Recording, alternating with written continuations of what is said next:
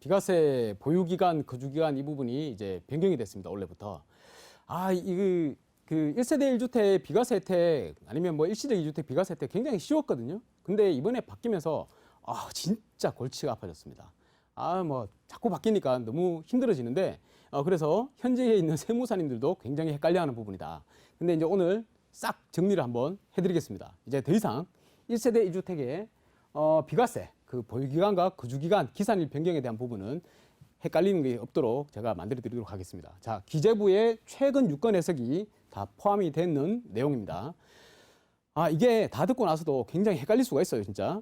왜냐하면 내용이 좀 많습니다. 꼬여 있는 부분도 있는 것 같고요. 그래서 만약에 이해가 안 된다 그러면 오늘 강의 이 내용을 뭐 유튜브나 이런 데 검색을 해보시고 인터넷상에 검색을 해보시고 계속 반복해서 보고 머릿속에 익혀놓자. 왜냐하면 그 1주택을 가지고 퐁당퐁당 뭐 일시적 2주택 혜택을 가지고 또 이렇게 투자를 하시는 분들도 거주를 하시면서 투자를 하시는 경우가 굉장히 많기 때문에 이거는 꼭 알고 있어야 된다.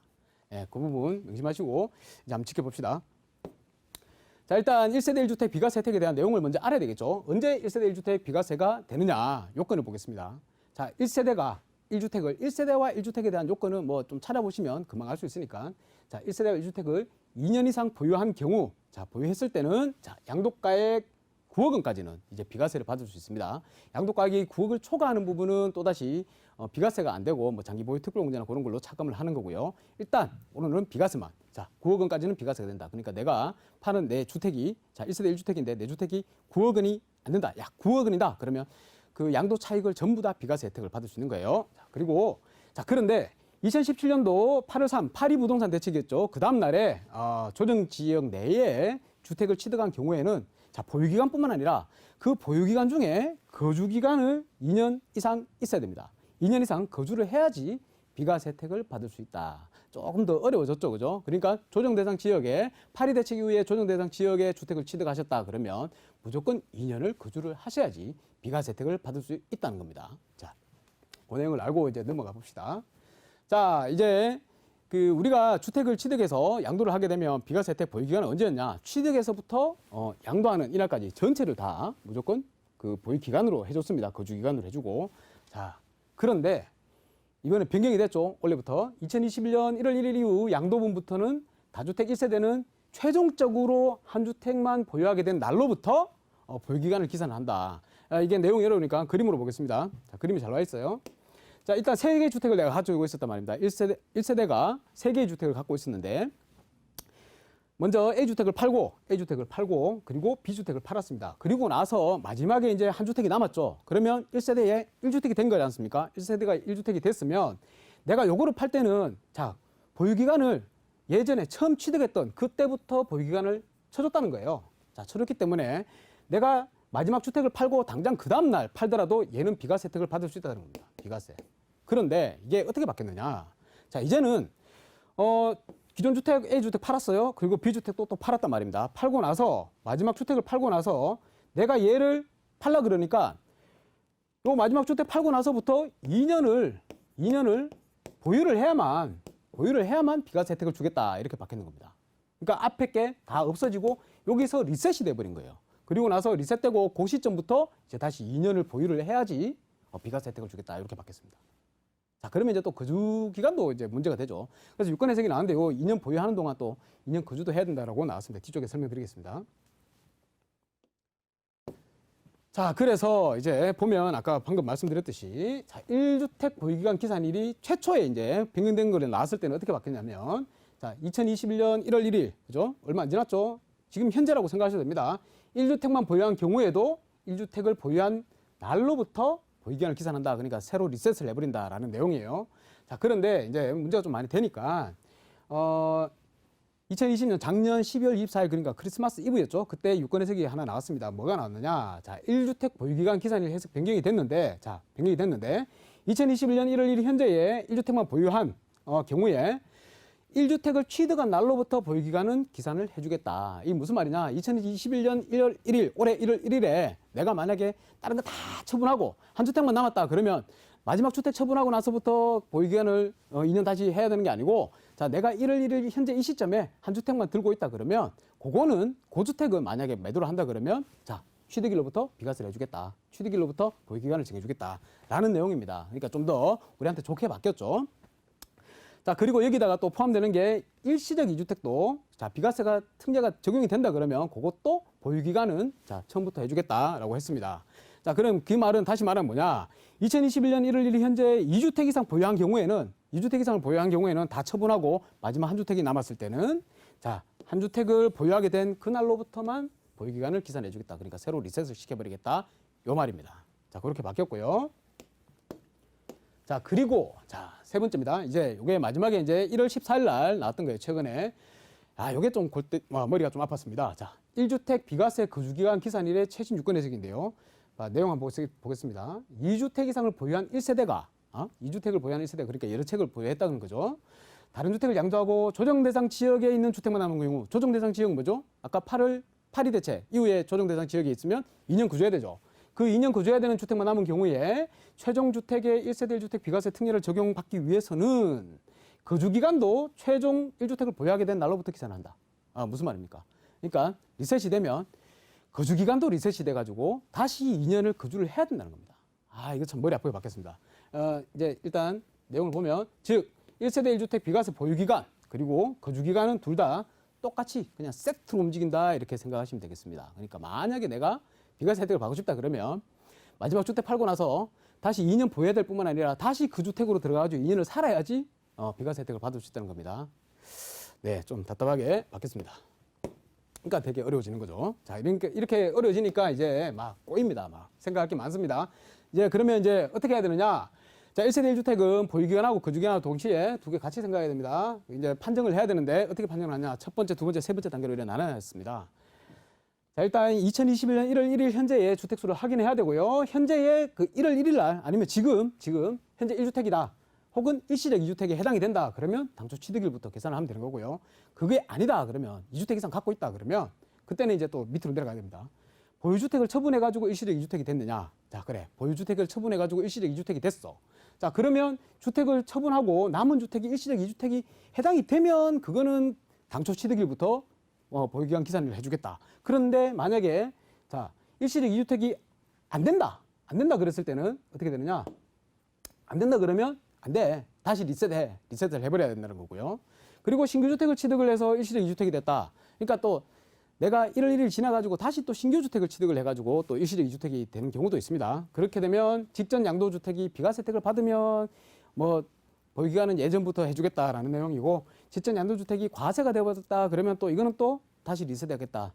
내용이 어렵습니다. 말하면서 이렇게 글로 적어 놓으니까 너무 어려워요. 그러면 요거를 쉽게 풀려면 그림으로 봐야 됩니다. 그죠? 그림으로 한번 보겠습니다. 자, 첫 번째 먼저 1단계입니다. 1단계가 현재 주택수를 확인하라 그랬죠. 주택수 확인하는데 현재 1주택이다 혹은 일시적 2주택이다 그런 상황이면 예전하고 똑같다. 그런데 2주택 이상이 된다 그러면 다음 단계로 넘어가야 됩니다. 자, 봅시다. 변경된 유권 해석인데 요거는 이제 그냥 예시로 제가 넣어놓는 거고 시간이 뭐 허락하면 설명해 보겠습니다. 자, 2주택을 갖고 있었어요. 서울에 한 채 그리고 평촌 한 채 2주택을 갖고 있었는데 자, 내가 2020년 작년 말에 그냥 두 번째 주택, 평촌 주택을 양도를 해버렸습니다. 양도를 해버리니까 어떻게 됩니까?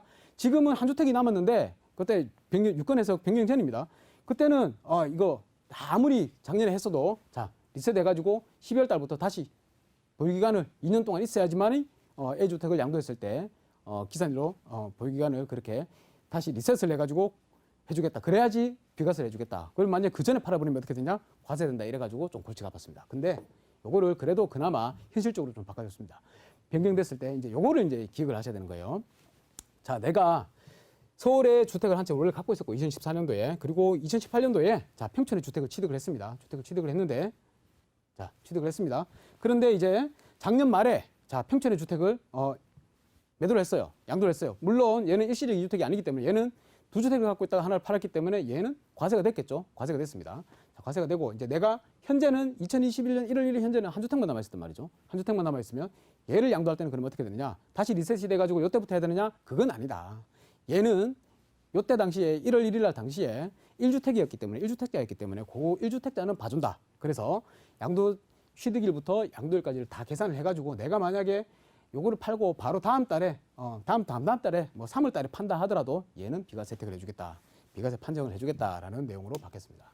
자, 그리고 일시적 2주택, 일시적 2주택인 경우도 있겠죠. 자, 보세요. 서울주택을 취득을 하고 2018년도에 평촌주택을 취득을 했습니다. 그리고 1월 1일 현재 지나버렸죠. 1월 1일 현재 이때는 2주택입니다. 그죠? 2주택. 2주택인데 다행히도 이거는 일시적 2주택에 해당이 된다는 거죠. 일시적 2주택이 뭡니까? 종전주택을 일정 기간 내에 매도를 하게 되면 그 종전주택은 비과세 혜택을 주고 나머지 그 남은 주택 요것도 나중에 팔 때 이제 비과세 혜택을 받을 수 있다는 거죠. 다 비과세 혜택을 받으면서 퐁당퐁당 뛰어가는 거죠. 자, 그런데 자, 요거는 내가 만약에 일시적 2주택 비과세 혜택을 받았다 그러면 얘를 이제 비과세 혜택을 받고 팔았죠. 팔고 나면 얘 그리고 나서 신규 주택이 이거를 처분할 때 얘 이후에 2년을 보유해야 되느냐 이 문제인데 이거는 보유하지 않아도 된다. 이때부터 보유기간을 쳐주겠다라는 내용입니다. 그래서 비과세를 해주겠다라는 내용이에요. 이렇게 바뀌었습니다.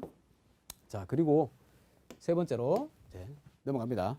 자, 2단계로 갑니다. 이제 2주택 이상 이제 갖고 있는 사람입니다. 그러면 이게 또 보유주택이냐 아니면 신규주택이냐에 따라서 또 달라지는데 보유주택 처분으로 일시적 2주택이 됐다. 그러면 주택을 처분하고 남은 주택, 이건 머리 아프니까 일단 넘어가서 그림으로 설명하는 게 제일 쉽습니다. 자, 보유주택을 처분을 하고 그 처분하고 나서 일시적 2주택이 형성이 됐다. 그러면 어떻게 되느냐? 요거는 또 비과세 혜택을 받을 수 있습니다. 자, 보세요. 2014년에 서울주택을 한 채를 취득하고 있고 그리고 2018년에 평촌에 주택을 하나 취득을 했습니다. 그리고 나서 또 2019년에 또 인천에 C주택을 취득을 했어요. 자, 총 3채를 갖고 있습니다. 현재 3채를 갖고 있어요. 3채를 갖고 있는데 자, B주택, 가운데 있던 주택 얘는 그냥 과세, 중과세겠죠? 중과세 받고 매도를 해버렸습니다. 매도를 해버렸으면 이제 날아갔죠. 그리고 나서 요 두 주택 간에는 이제 일시적 2주택이 형성을 하는 거죠. 일시적 2주택 비과세 특례가 형성을 하는 겁니다.